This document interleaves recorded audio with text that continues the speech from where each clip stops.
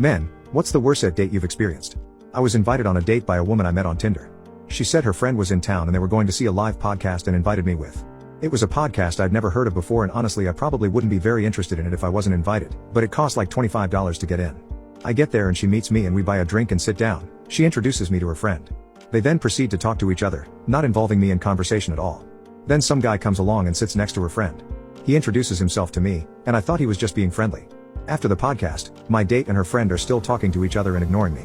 This guy who introduced himself to me is kind of following us and he starts having a conversation with me, which is fine because my date wasn't talking to me at all.